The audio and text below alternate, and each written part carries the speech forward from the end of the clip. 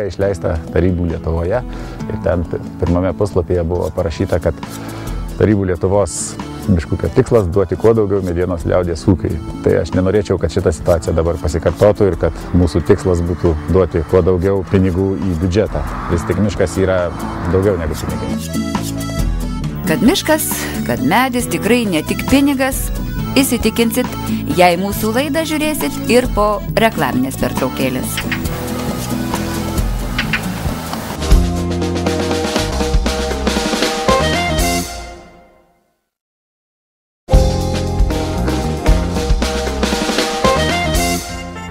Jūs žiūrite laidą Girių horizontai. Ir šiandien mūsų laida jūsų klausia. Ar esate kada nors matę žalią varną, žalvarnį? Mums iki šiol nebuvo tekę susidurti su šiuo tropikų paukščiu. Visiškai netikėtai ta žalia varna, oficialus vardas žalvarnis, į mūsų laidą pateko tada, kai su druskininkų miškininkais keliavom po jų pušynus, diskutuodami ir lygindami, kokie kirtimai, plyni ar atvejiniai, Labanausko kirtimai labiau tinka neturtingai dzūkų žemeliai. Pavasarį jų būna netgi gana daug ir matos ir atrodo, ir jau mes jau džiaugiamės, pavyko atsiželdymas, tačiau per vasarą kitą kartą ir po žiemos jos sunyksta. Ir kažkaip taip jos matyt... Šaknis paviršiui dar neįsikabina. Taip, šaknis paviršiui ir jos... Čia 6 metų derlius, ne? Taip, galbūt jinai sudygo ne iš karto, gal dar po metų kurių, bet va tokios yra viena kita. Yra, kaip sakyti, yra, bet pildyti reikės. Neplynas atvejinis, dar kitaip vadinamas Labanausko kirtimas, gražus akiai. Išlikę brandus medžiai, apačioje savaime turėtų atsikurti jaunas miškas, tik ar visada taip įvyksta? Negali sakyti, kad tai yra visiškai tie geri kirtimai, visiškai blogi anie. Tai reiktų žiūrėti pagal vietą, pagal augavietę, pagal teritoriją, va šitos visus dalykus reikėtų vertinti. Šitas miškas buvo kirstas prieš 6 metus. Po to paruošta dirva šiek tiek, kad sėklos geriau sudygtų ir įvyktų savaiminis atsiželdymas. Šitie neplyni pagrindiniai kirtimai yra, sakykime, turi privalumų tų, kad jie nereikia želdinti papildomai. Turi atsiželdinti miškas pats ir natūraliai. Tai yra vienas iš tokių privalumų. Tačiau, kaip matome, čia ne visiškai pas mus tas vyksta, kadangi galbūt tai yra, čia Dzūkijoje yra labai biedni, kaip aš sakau, dirvožemiai ir tos savaime pušaitės atsiželdė, jos labai sunkiai auga, kadangi joms labai kenkia sausros, vasara vis tiek būna sausra kažkiek tai ir jų tos šaknys sunkiai labai įsikabina.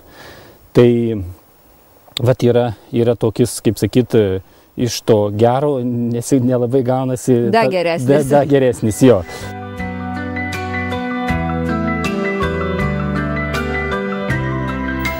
To geresnio lengvai negausi, nes darbo dvigubai. Į tokį neplyną kirtimą, kuris pats neužsisėjo, tenka grįžti ir grįžti.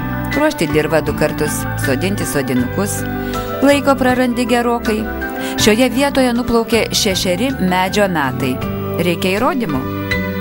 Štai dabar esame biržėje, kuri iškirsta plynai prieš 4 metus ir atsodinta žmogaus.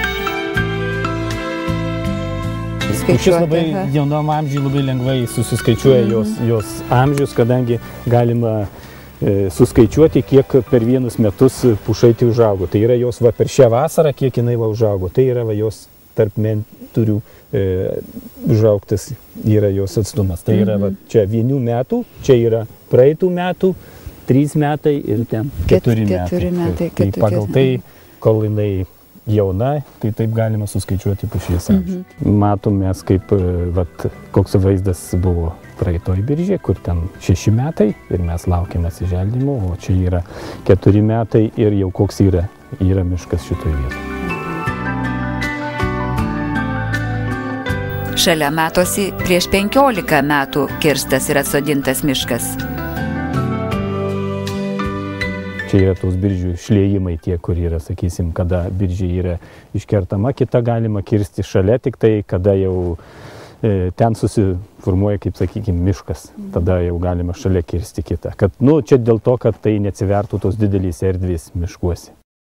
Pagal amžių galėtume iškirsti čia didelį plotą, kadangi, sakykime, jeigu yra 100 metų ir mes galim iškirsti čia jau visą kvartalą, jeigu ten yra visas vieno amžiaus, bet tai negalima kirsti dėl to taip vadinamo biržų šliejimo. Ir tai yra, didžiausia biržės plotis gali būti 8 hektarai. Taip, o sekantis šalia galima kirsti tik tai tada, kada čia užaugo miškas jau, tai yra 7 metų minimum. O čia jau ir visiškai rimtas miškas, nors tik prieš 8 metus buvusi plyna biržė. Kertant plynai, sako miškininkai, lengviau miško kokybę reguliuoti. Šiandieną įrengti gana modernus ir aukšto lygio daigynai, medelynai, kuriuose sėklos yra auginamos iš pliusinių medžių, iš genetiškai atrinktų ir, sakykime, čia sodinama tada tie labai iš gerų medžių surinktų sėklų. Kokybė miško keičiasi. Taip, o čia jeigu mes jau gaunam, tai gaunam tik tai šitų tą, ką turime čia, jau iš tų ir užsisėję. Kaip sakėte, iš keružio keružis. Taip, iš keružio, kokie tėvai, tokie vaikai, praktiškai nelabai jau, kaip sakyti, tas daug kur gali skirtis. Dabar jau ir aplinkosaugininkai sutarė, kad miškas kaip mozaika turi turėti ir jauno, ir brandaus miško, atvirų aikštelių ir plynų kirtimų. Irgi ta, sakykime, ta plyna biržė, jinai irgi nesigauna plyna, joje vis tiek yra likę, kaip matom, ir anam, kur jau irgi yra palikta medžių, tai nėra ištisas toks monotoniškas vaizdas. Kaip tik tokioje plynoje biržėje, keliaudami po Druskininkų pušynus, ant medžio palikto biologiniai įvairoviai pastebėjome skardos žiedus ir inkilus. Pasirodo, inkilai specialiai padaryti žalvarniams perėti, o skarda tam, kad sutrukdytų vikriai plėšrūniai kiauniai tą inkilą pasiekti. Inkilas iš esmės nėra nieko ypatingas, paprasčiausiai inkilo išmatavimai yra tinkami žalvarniams. Čia mes konsultuojame su ornitologais, jie mums duoda rekomendacijas, kokie tie inkilai turėtų būti. O jeigu jūs matot, atkreipti dėmesį, galite inkilo stogelį, kad jisai nuleistas ne taip, kaip įprastai būna inkilų stogeliai aukštyn, čia žemyn.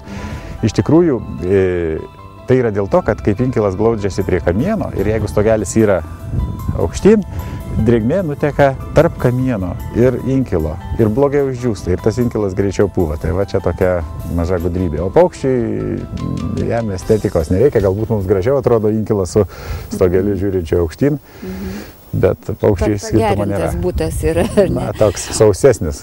Žalvarnis yra pripažinta viena iš sparčiausiai, o galbūt ir sparčiausiai nykstančių paukščių rūšių Europoje, tame tarpe ir Lietuvoje. Ir ornitologai skaičiuoja, kad šiuo metu Lietuvoje peri 10-20 tik tai žalvarnių porų. Taip, populiacijos būklė yra kritinė Lietuvoje. Ir mes kartu su mūsų urėdija, kartu su ornitologų draugija 2 metus jau vykdom žalvarnių gausinimo projektą. Jisai pasireiškia ne tik tai ūkininkavimo ypatumais, kad nekertame miško paukščiams veistis palankių laikotarpį, paukščių perėjimo laikotarpį nekertame, bet taip pat vykdom tokias priemonės kaip specialių inkilų žalvarniams kėlimas. Ir esam per tos 2 metus iškėlę urėdijoje apie 80 inkilų specialiai žalvarniams.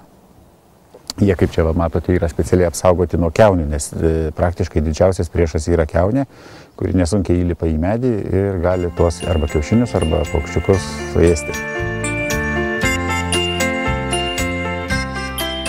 Kad galim parodyti jums šį egzotišką kuosos dydžio rėksmingą paukštį, dėkojame Jonui Bilinskui, gamtos mylėtojų iš Druskininkų. Jonas sako, kad žalvarnius lengviau fotografuoti negu filmuoti, labai judrus paukščiai. Į Lietuvą jie parskrenda gegužės pradžioje ir lieka iki rugpjūčio pabaigos. Žalvarnis lengvai atpažįstamas iš ryškių spalvų. Jis melsvai žalias, nugara ir sparnų dengia.